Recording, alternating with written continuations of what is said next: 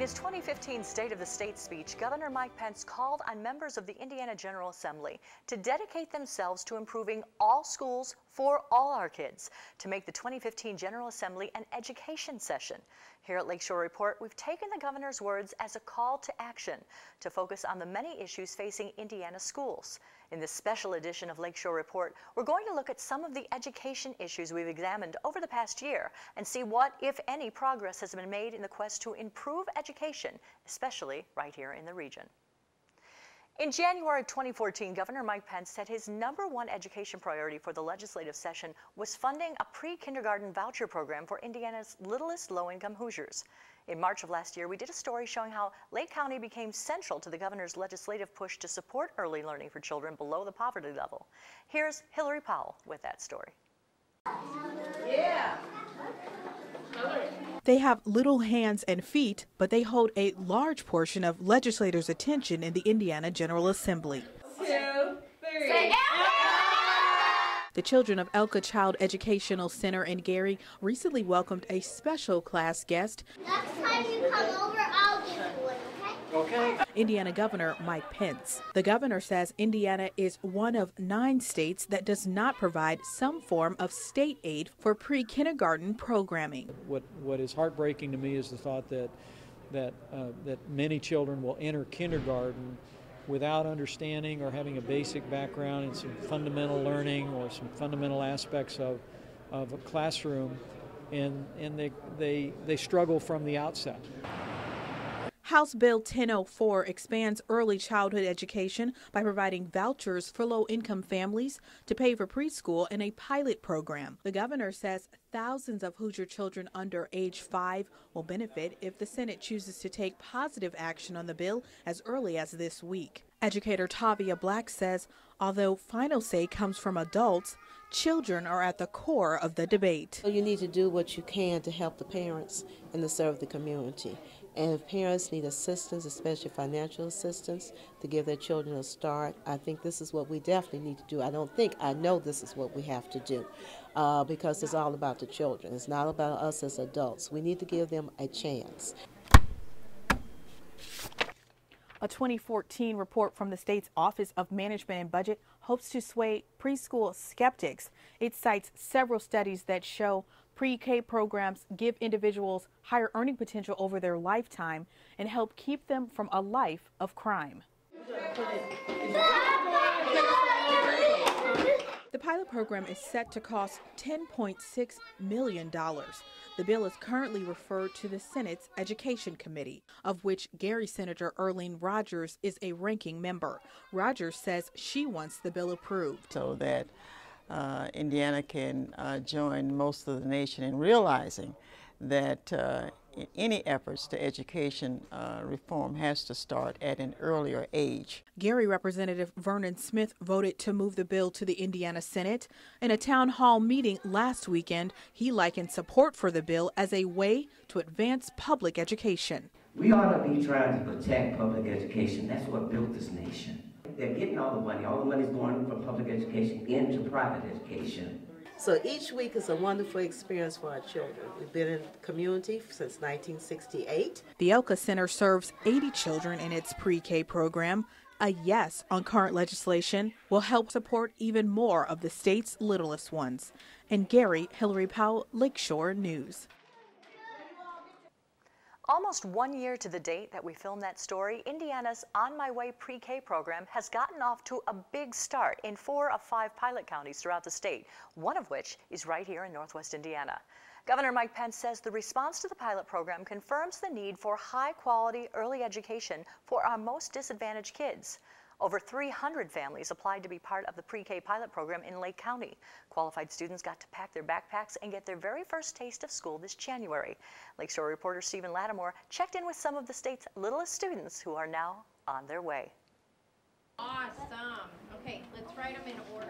This is the sound of 4-year-olds learning. They are part of the first 100 students in Lake County to take part in the governor's pilot program called On My Way Pre-K. The $10 million pilot program is designed to give every child in Indiana a better foundation before they headed to kindergarten. Enrollment began in January and is now underway for the fall. There will be 300 slots available. Children are selected by a lottery. At Reedy Elementary School in Griffith, Indiana, the children take part in a Head Start program for half of the day and the pre-K program for the other half, giving them a full day of learning. The parents love the On My Way to Pre-K. Not only are we giving them an exceptional service with Head Start, but we're also giving the services of On My Way to Pre-K. So it's a longer day for the children. We're also in the school. So, we want them to carry on to the next level of kindergarten here at Reedy. And then we are with the children in the hallway. We are with the children in the cafeteria. So we're not just a Head Start, but we're part of the school corporation itself. We also have a lot of parent involvement with our classes here, in both of them. And they love coming in to see what the kids are doing. So we're not only, having the kids here, but we're welcoming the parents in here too. Educators say this program will better prepare students in a number of areas, and they will do better as they progress in school because they started with an advantage. Pre-K in general is preparing children age 4 in the areas of literacy, language, mathematics, science, reasoning, and problem solving. They get to do all these fun things in a very social setting. It allows that kindergarten teacher to hit the ground running. Unfortunately, we don't have enough slots to serve all of the children that the kindergarten teacher will probably see in the fall, but it certainly will prove to show if there's a difference between those children that come through our program and those who don't. In order to get the plan approved by the state legislature, the governor included a provision that requires the counties to pay 10% of the cost of the program. Here in Lake County, that number came to $240,000. Local officials say that number is difficult to cover in a climate where money is scarce, and there's a concern for the coming years. What is troubling, however, is in the current legislative session, the governor has submitted a budget proposal to extend the program another 2 years with the 10% match. And another 2 years in Lake County of a 10% match would be $500,000. And it's not easy, we're going to do it, but it's not easy to raise the 240. If on top of that now we have to raise another $500,000, that's going to be very challenging. The benefits of the program are measured in the future of these children. As an example, some pre-K students spend a large part of their day on the sofa watching TV. Something as simple as reading a book 3 times a day can vastly improve their future. Backers of the plan have until the end of the legislative session in April to convince enough legislators to drop the 10% matching provision and make it more affordable to allow students to continue to have a better chance when they head into kindergarten. I'm Stephen Lattimore for Lakeshore Report.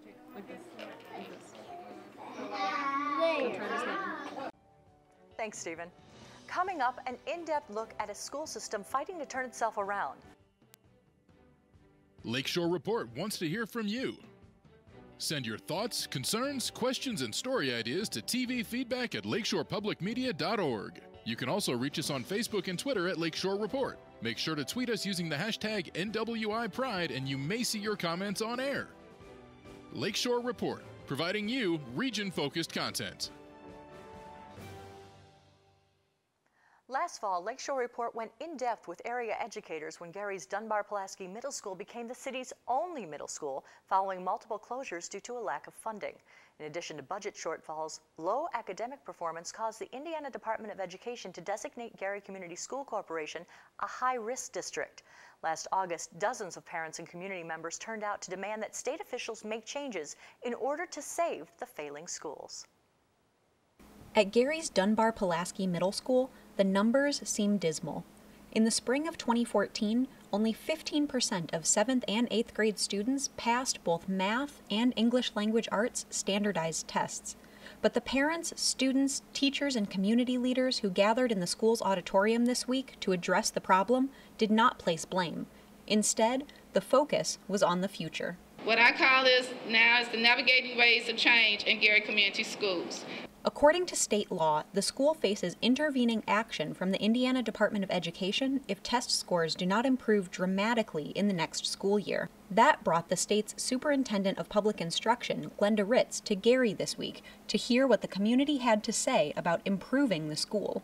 The State Board shall hold a public hearing to hear testimony concerning options for school improvement. We are not here to debate whether or not this state should intervene. We are legally required to do so and must take actions on behalf of the students. Attendees who spoke all seemed confident that the school is moving in the right direction, and they praised Superintendent Cheryl Pruitt for her leadership over the last 2 years. Let it be absolutely clear that I have every confidence, tremendous confidence, in our superintendent, our new school administration, and the staff of Pulaski, that they will make the kinds of performance gains necessary to ensure that our students receive a high-quality education. Right now, we believe that these people can do what's needed for our kids and give them the chance to do so. Because it didn't get broke overnight, and it won't get fixed overnight. We know that we have a population from the 2012 census that showed that we are working with a large community that is 85% and above in poverty. So we know that our students need direct, intentional focus, and that's what we intend to give them.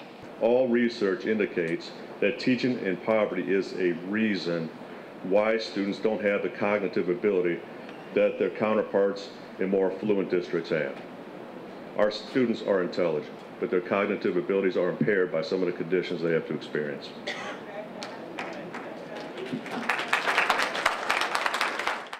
Representatives from Ivy Tech Community College, Indiana University Northwest, and Methodist hospitals each spoke of partnerships they have recently created or expanded with Dunbar-Pulaski. School officials talked about recent steps taken to increase teacher accountability and improve technology. Various reading comprehension strategies will be emphasized bi-weekly to help to increase students' reading skills. PBIS, Positive Behavior Intervention and Supports, will begin with parents and staff creating a behavioral plan for all our students. UTEP will utilize our extensive network of urban educators to design and conduct 4 professional development workshops for teachers during the 2014-2015 academic year on culturally responsive pedagogy. At the end of the day, we have to have the resources to do things. We have to have the support to do those kinds of things. Methodist Hospital is willing to be the partner to work with these projects. State legislators voted to ditch national Common Core standards last year, and new standards, although similar, were only developed a few months ago. For Dunbar-Pulaski, the new system will be implemented in a year when stakes are at their highest. Another year of failing grades could mean state takeover or the closure of the school. But the community didn't seem fazed. We have a commitment to creating an academically enriched environment where students will become self-sufficient and critical thinkers. All that we feel that is needed at Dunbar-Pulaski is support and some additional interventions. I have full faith in what they've said today and what they can do. And I think basically what we're saying here in the vernacular of the young people in here is, we got this. We got this. In the 6 months since that report, the Indiana Department of Education has continued to direct how federal funds are spent in Gary schools. Over the last year, the dire situation at the Gary school system has moved from a community concern to a statewide priority, requiring a more focused attention from Indiana's Superintendent of Public Instruction. In a February letter to the State Board of Education, Superintendent Glenda Ritz says she's been monitoring Gary schools and says the school district has been working proactively to respond to the urgent need for improvement. The school district faces an important deadline next week to present a plan for change at failing schools like Dunbar-Pulaski to state officials. Lakeshore's Hillary Powell visited the middle school for a preview of a 3-year improvement plan Superintendent Cheryl Pruitt calls a courageous one. How many people in here in electives for the first period? How do you reboot a school whose doors were once closed for slacking academic standards? The school closed many years ago and then it reopened as a middle school. So now, because it was failing when it closed so many years, the state is looking at what will be different.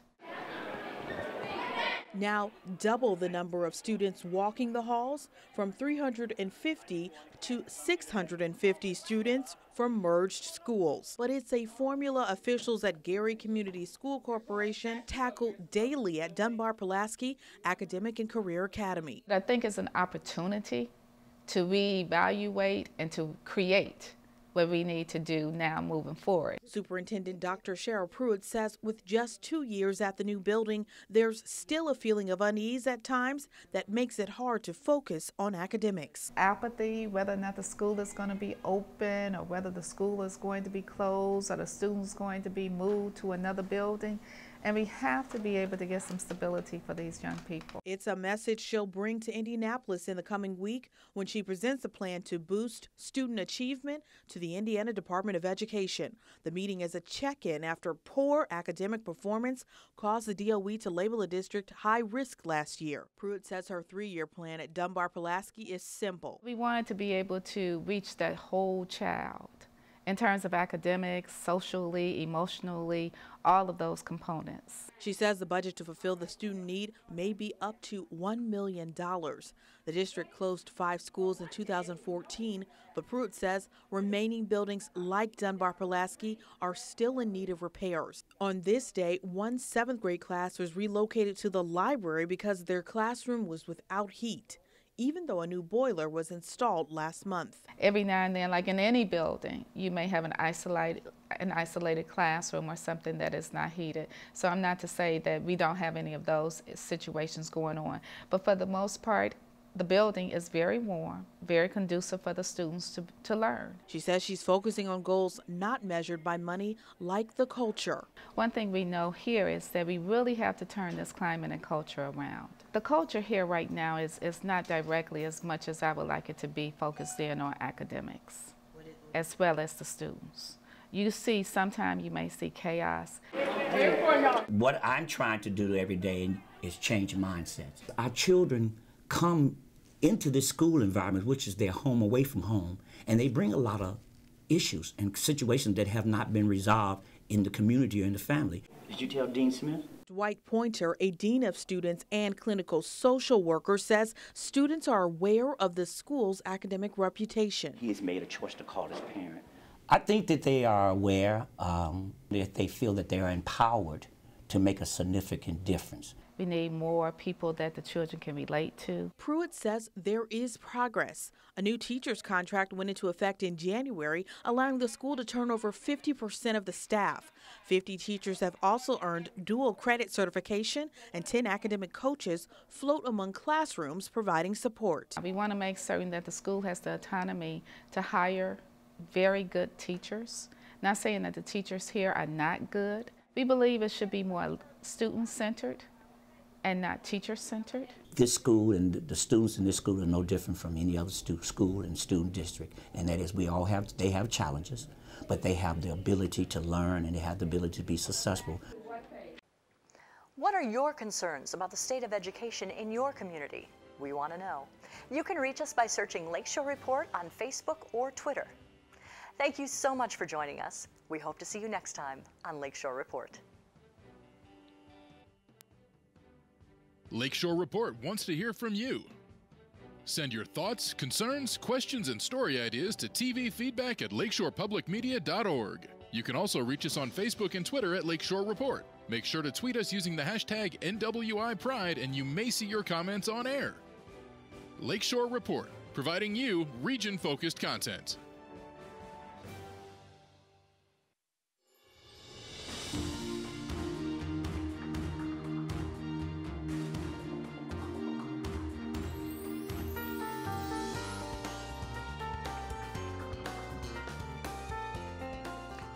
Joining me for this edition of Eye on the Arts is Robert Serco, Professor of Art at Valparaiso University.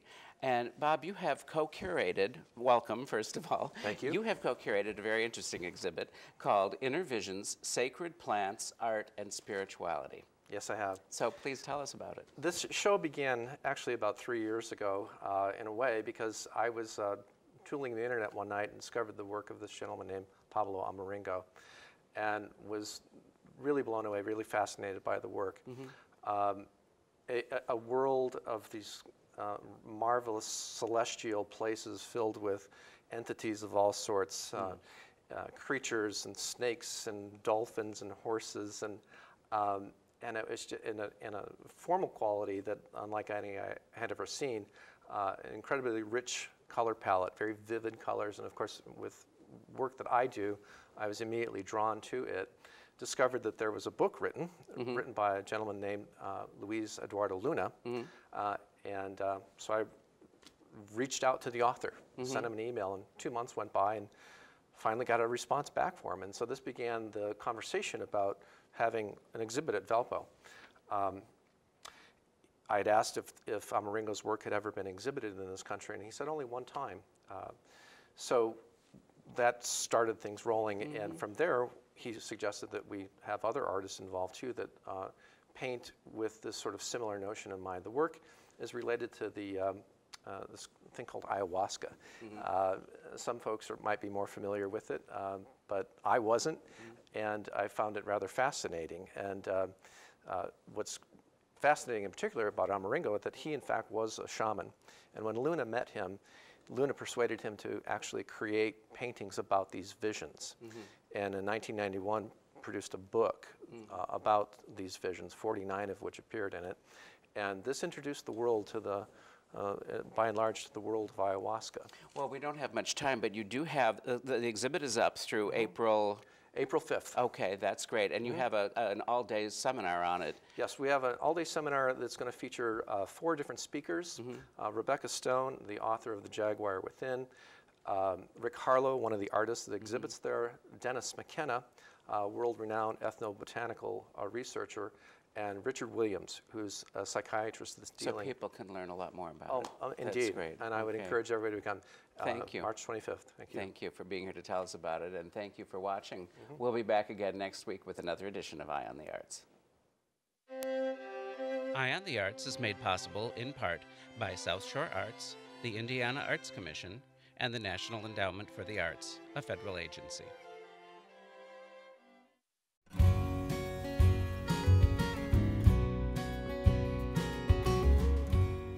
It might look like winter out here, but the sun is shining and the days are getting longer. That means it's maple sugar time at Shellberg Farm at the Indiana Dunes National Lakeshore. I met with Ranger Kip Walton to learn about how Native Americans extracted sap from the maple tree. And what they would do is they would take a hatchet similar to this, stone hatchet, just made of stone and wood. Can I hold that? Sure can. It's heavier than I thought it would be. Yeah, it is a little heavy. They'd cut a V-shaped gash in the tree, and they would collect the sap in birch bark baskets, and then they would bring that over to wooden troughs like you see here. Once they took it out of the tree, they would have to boil the water out. Now they didn't make syrup, okay, and the reason why is because they didn't have anything to hold it in. Okay. So these sugar cakes were easy for them to transport. They could put it in a pouch, wrap it up in a fur or whatever, and they could keep it indefinitely that way. Once Europeans settled the area, they brought new tools that would make extracting from the tree much easier. Ken Priest shows me how to tap a tree and collect the sap. Okay, here's our spile. This is from the late 1800s. Okay. That style anyway. This part goes into the tree and the notch is up. Okay. Okay, so you can find it again. So good. Just kind of tuck it in there a little bit, and then I'm just gonna gently tap. Okay. Okay, and then you hang your bucket on there so we can capture our sap that's going to come out. And here's our little roof for the house, so to speak. Okay. Just slide that bad boy right on there. There you go, and you have a complete unit. Yay! There you go. Did it. We have success in the forest. Good job. It takes about 50 gallons of sap to make 1 gallon of syrup. In the 1930s, moving 50 gallons of sap called for a yoke and a couple of buckets. Ted Winterfeld shows us the magic of the Sugar Shack. So once we get inside the Sugar Shack, the magic happens. What exactly happens? The magic happens in the Sugar Shack. The sap comes in through an elevated tank, keeping the level almost perfect all the time. The fire is heating up the thin metal and the thin surface of the sap so that it evaporates quickly, moving through a controlled process. It's a production line. And once we get that production line going, we can start taking syrup off on a regular basis. Finally, after learning about how to make maple syrup, I was very eager to try it for myself. To appreciate the quality of real maple syrup versus regular syrup, Christy Gerlach has set up a taste test. It's sticky. Yeah, but that is not a clue. This is the store. That's maple syrup. You are correct. Yeah. Oh yeah. That's delicious.